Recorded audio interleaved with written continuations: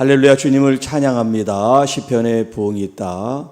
217번째 시간입니다. 오늘 본문 말씀은 시편 133편입니다. 다윗의 시며 또 성전에 올라가는 노래라고 표제가 되어 있습니다.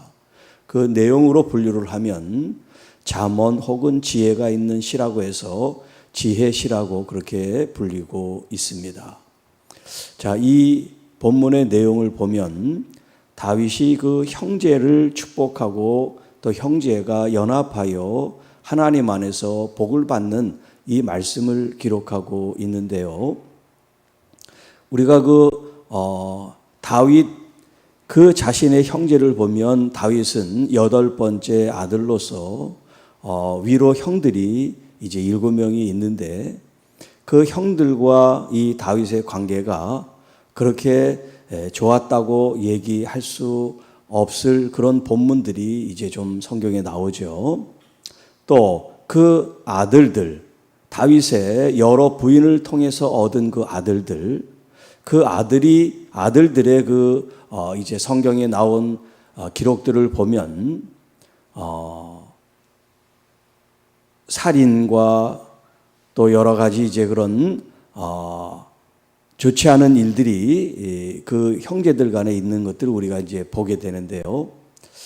그런 관점에서 이 다윗에게 가족, 형제가 서로 사랑하고 또 용서하고 이해하고 축복하는 것이 얼마나 아름답고 선하고 복된가. 아마 누구보다도 그가 뼈저리게 겪었었고 또 그것을 교훈으로 우리에게 말씀하고 있는데요.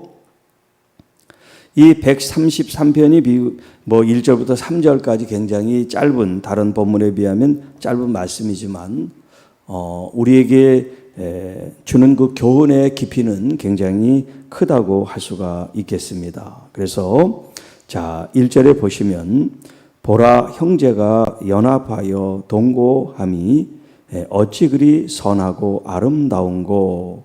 이 1절의 말씀으로 제목을 삼습니다. 형제가 연합하여 동거함이 부흥이다 라는 제목으로 같이 말씀을 나눕니다. 자, 형제가 연합한다. 여기 이제 형제라는 것은 우리가 1차적으로 보면 한 부모에게서 난 자녀를 가리킵니다. 자, 그런데 우리가 이제 이 성경에 나와 있는 이 형제를 한 부모, 가족으로 국한하지 않고 그리스도 안에 주님의 그 보혈로 구원받은 우리 모든 그리스도인들이 하나님의 자녀이기 때문에 여러분이 형제라고 할 때 이런 큰 넓은 개념으로 이해를 하면 좋겠습니다. 자, 형제가 연합한다. 이 연합이라고 하는 것은 이제 쉽게 말하면 하나됨이라고 할 수가 있습니다. 하나됨. 몸이 하나가 되는 게 아니라 어떤 마음과 생각과 목적과 방향이 이제 하나가 된다는 그런 의미가 되겠습니다. 그래서 이 성경에 나온 여러 가지 개념 중에 중요한 개념 중에 하나가 바로 이 연합이라고 하는 개념이에요. 하나님께서 모세를 통해서 이제 어떤 명령과 말씀을 주셨을 때 그 말씀을 그들이 순수하게 순종하고 따르는 것, 이것이 바로 연합이에요. 하나님께서는 말씀을 주시는데 모세는 지도자들에게 말씀하고 지도자들은 그 백성들에게 전달을 하는데 이 지도자들이 모세의 말을 거부하고 또 그것을 배척한다면 분열이 일어나는 거죠. 예를 들어서 12지파가 있는데 모세에 의해서 혹은 여호수아나 그 위에 지도자들이 하나님의 말씀을 전할 때 그 12지파들이 다 하나님의 말씀으로 그것을 아멘으로 받아야지 어느 지파는 아멘으로 받는데 어느 지파는 아멘하지 않는다. 그러면 거기서 이 연합, 하나됨이 깨지는 거란 말이에요. 그러니까 이 공동체라고 하는 가족이 됐든 사회가 됐든 교회가 됐든 이 공동체의 가장 중요한 요소는 뭐냐면 하나됨이라고, 여기 연합이라고 하는 이 단어가 되겠습니다. 얼마나 이 연합이 중요하냐면 이것이 예수님의 요한복음 17장의 대제사장의 기도라고 우리가 이제 그렇게 불리는데요. 요한복음 17장이 예수님의 그 기도문이죠. 17장은. 그 중에 11장 11절에 이렇게 말씀합니다. 나는 세상에 더 있지 아니하오나 그들은 세상에 있사옵고 나는 아버지께로 가옵나니 거룩하신 아버지여 내게 주신 아버지의 이름으로 그들을 보존하사 우리와 같이 그들도 하나가 되게 하옵소서. 성부, 성자, 성령이 이게 에하드라고 하는 말 쓰는데 연합 하나됨을 이제 기도하면서 이 땅에 남겨져 있는 주님의 이 제자들, 부름받은 백성들, 이 사람들이 우리와 같이 에하드 하나가 되게 하옵소서. 이게 이제 대제사장의 기도라고 할 수 있어요. 대제사장. 조금 이따가 이제 아론의 대제사장 얘기를 하겠습니다만, 자, 이 형제가 연합함이 교회와 교회가 성도가 그리스도 안에서 에하드 하나가 된다는 거.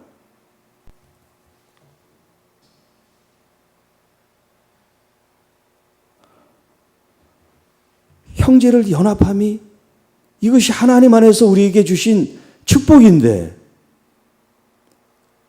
좋아하는 사람들이 좋아하는 건 세상 사람들도 한다 그랬잖아요. 그럴 수 없는 거를 해야지 진짜 이게 진리지. 오죽하면 대제사장으로서 예수님이 이 땅에서 우리에게 들려주신 기도가 우리가 하나가 된 것처럼 저들도 하나가 되게 하옵소서. 이게 주님의 기도 제목이었으니. 자, 이렇게 연합하고 하나가 되는 것이 이제 그냥 연합하고 하나가 되는 게 아니라 동거한다. 같이 살아간다 하는 거예요. 물론 이 동거한다는 것이 이제 한 부모의 가족이면 한 집안에서 같이 이제 산다 이런 개념이 돼 있겠지만 우리가 이제 좀 더 넓은 개념으로 보면 같이 살아간다는 게 한 집에서 머물러 산다는 개념이 아니라 더불어 살아간다는 걸 우리가 생각을 해보잔 말이에요. 더불어.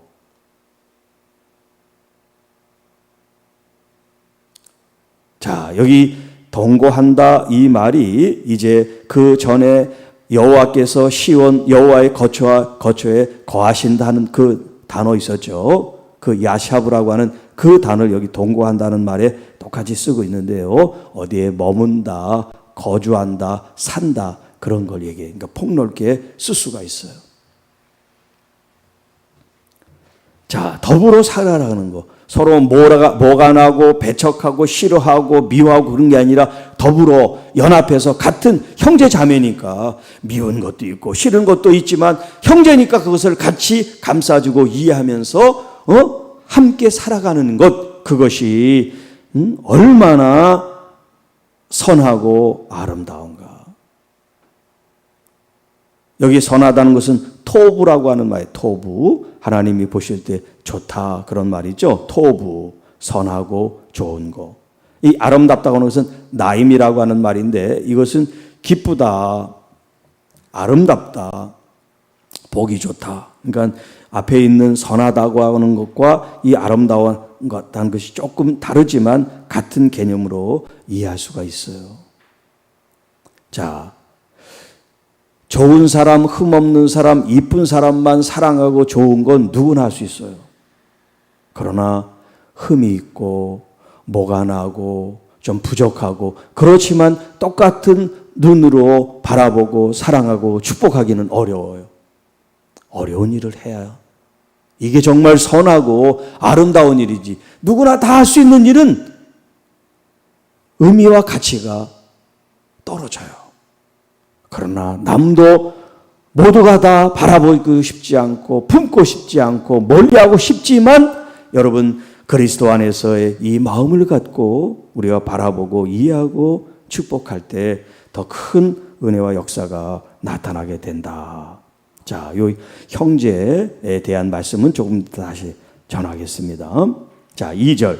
머리에 있는 보배로운 기름이 수염 곧 아론의 수염에 흘러서 그의 옷깃까지 내림 같다. 자, 이 말은 뭐냐면 여기 이 아론은 대제사장이에요. 대제사장.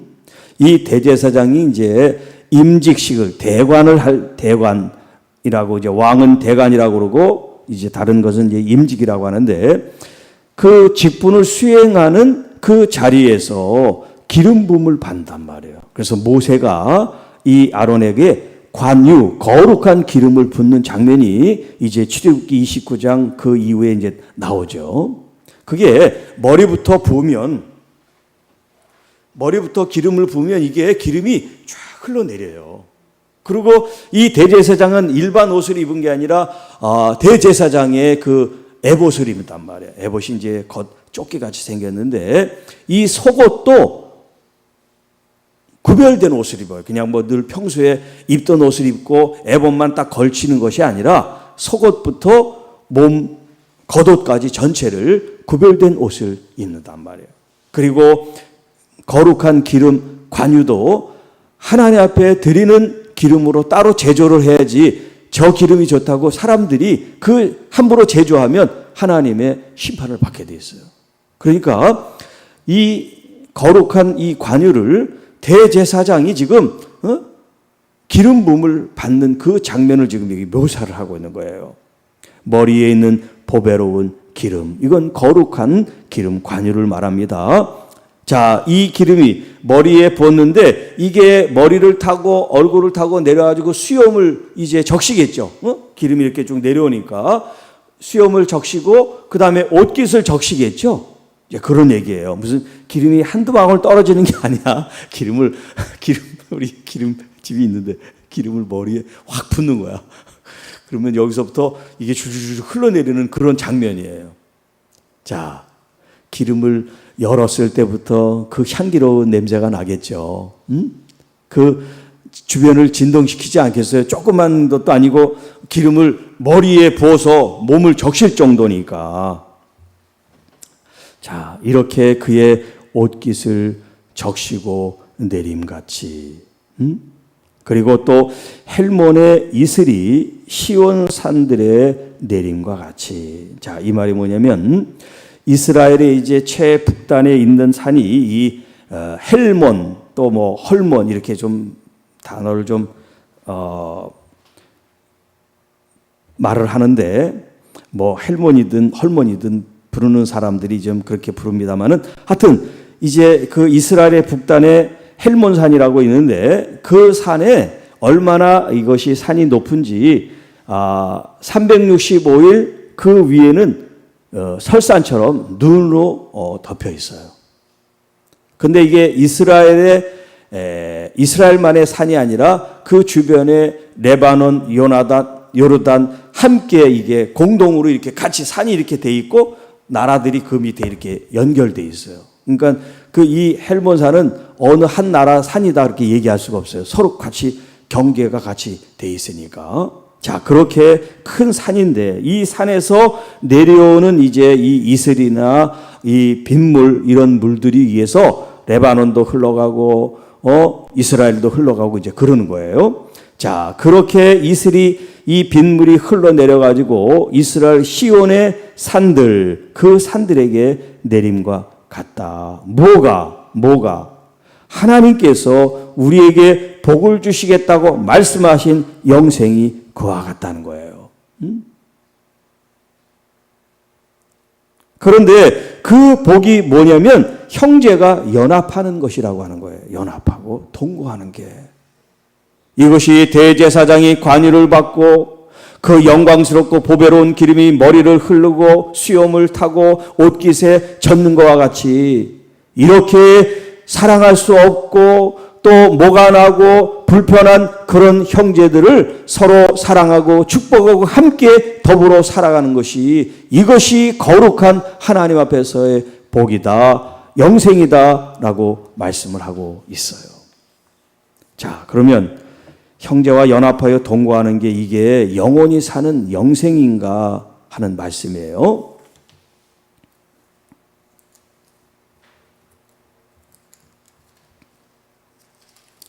자, 제가 인용을 해서 읽을 테니까 여러분들은 들으시고 필요하면 나중에 찾아서 한번 읽으시면 좋겠어요.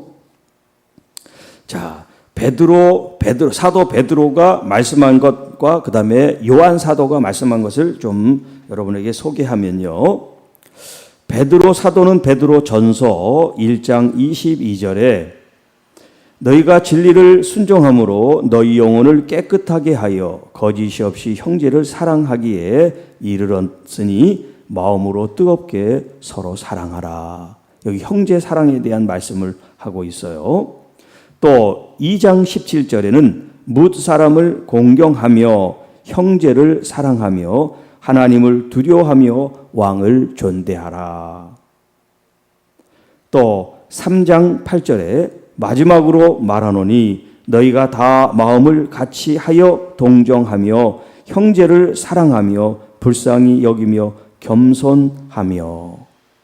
베드로 후서 1장 7절 경건의 형제 우애에 사랑을 더하라. 자, 이 베드로 사도가 그 서신서에 형제 사랑에 대한 말씀을 이렇게 강조하고 있어요. 또 사도 요한은 어떤 말씀을 하고 있나요? 요한일서 2장 10절에 그의 형제를 사랑하는 자는 빛 가운데 거하며 자기 속에 거리낌이 없다. 3장 10절 이러므로 하나님의 자녀들과 마귀의 자녀들이 드러나나니 무릇 의를 행하지 아니하는 자나 그 형제를 사랑하지 아니하는 자는 하나님께 속하지 아니하니라. 14절 우리는 형제를 사랑함으로 사망에서 옮겨 생명으로 들어간 줄을 알거니와 사랑하지 아니하는 자는 사망에 머물러 있느니라. 자, 여기 지금 시편에 형제가 연합하여 동거하는 것이 아름답고 선하며 이것이 대제사장이 기름 부음을 받는 것과 같고 또 헐몬의 이슬이 시온산의 내림과 같다라고 말씀하시면서 자, 거기에서 여호와께서 복을 명령하시나니 곧 영생이니라. 하나님께서 우리에게 복을 주시기로 약속하셨는데 그 복은 뭐냐면 너희들이 서로 사랑할 때 이와 같은 복을 받게 되는데 이것이 바로 여기 영생이란 말은 올람하이라고 하는 말인데 올람은 영원히 끝이 없는 이라는 이제 형용사고 여기 이제 하이라고 하는 말은 살아있는 그런 뜻이에요. 팔딱팔딱 죽지 않고 살아있는 그 상태.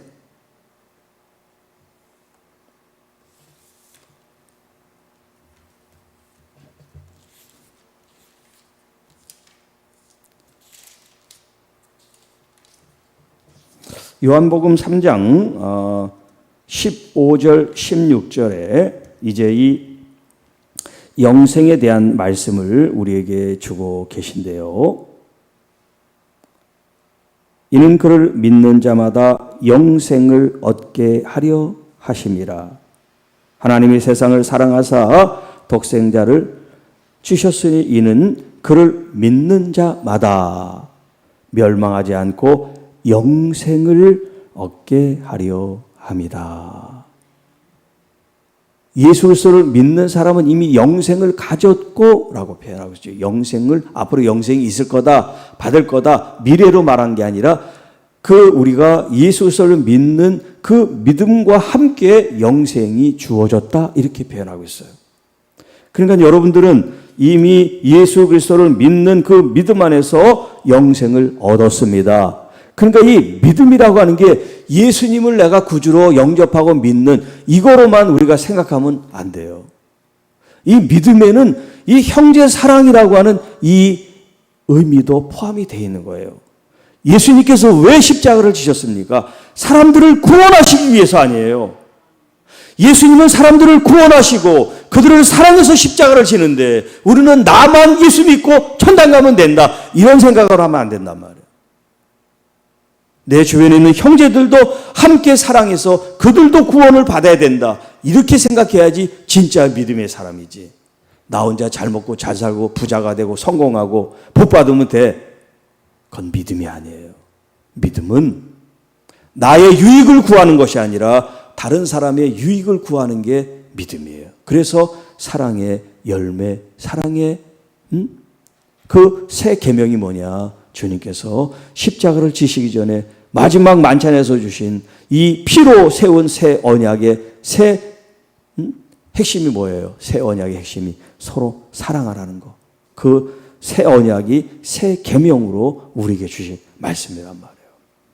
자, 그러니까 우리는 지역 혹은 학교 혹은 어떤 우리가 사람을 편가르는 거 이런 거와 여러분 영적 전쟁을 해야 돼요. 내 속에 사람을 나누고 사람을 이렇게 분리해서 저 사람은 나랑 상관없는 사람이고 상정해서는 안 될 사람이고 그런 마음에 이런 갈림을 가지고 있는가? 그거 우리가 싸워야 돼. 물론 같이 하고 싶지 않은 사람이 있고 또 그 사람의 생각이나 이런 것들을 받아들이고 수용할 수 없는 게 있죠. 왜? 악하고 교회를 대적하고 하나님의 뜻을 거스리는데 우리가 그 연합할 수가 없죠. 그런 것을 연합하라는 게 아니에요. 믿지 않는 사람, 우상 숭배하는 사람과 연합하라는 얘기가 아니에요. 믿음의 사람과 연합하라는 거예요. 그리스도 안에 있는 사람들과 연합하라는 거예요. 하나님을 사랑하는 사람들과 연합하라는 거예요. 여러분들이 분별함으로 말미암아 하나님 안에서 이 형제 연합함을 통해서 우리에게 주신 이 축복을 여러분들이 누리게 될 수 있기를 주님의 이름으로 축복합니다. 기도하겠습니다.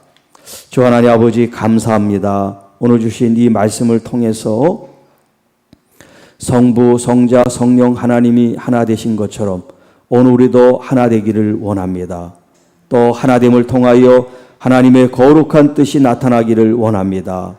연합하여 공동체를 이루며 하나님의 이 나라와 의를 위하여 서로 더불어 살아가며 더불어 하나님의 이 십자가 이 복음을 가지고 이 믿지 않는 많은 영혼들이 주님의 이 복음을 들을 수 있도록 또 영생을 얻을 수 있도록 오늘 우리를 통하여 교회를 통하여 하나님의 거룩한 주어진 사명 임무를 우리가 완수하고 주님께 갈 수 있도록 역사해 주시옵소서. 특별히 하나님 교회 안에 우리가 서로 반목과 대립과 분열이 아닌 사랑과 이해와 축복과 화해와 연합과 하나됨을 통해서 하나님의 교회가 선하고 아름다움을 우리가 느끼고 또 하나님 믿지 않는 사람들이 그것을 알 수 있기까지 저희들이 헌신하고 수고하고 노력하고 애를 쓰고 주님 주신 이 말씀을 이루어 드릴 수 있도록 그래서 말씀으로 30배, 60배, 100배 열매를 맺어드리는 한국교회 우리 성도들이 되게 하여 주옵소서. 진실로 형제가 연합하여 동거함이 부흥이다. 하나님의 거룩한 뜻으로 하나가 되는 은혜를 허락하여 주시고 또 우리는 그 하나님을 통하여 기쁨으로 나가게 하옵소서. 이 모든 말씀 우리를 구원해 주신 우리 구주 예수님의 이름으로 감사하며 축복하며 기도하옵나이다. 아멘.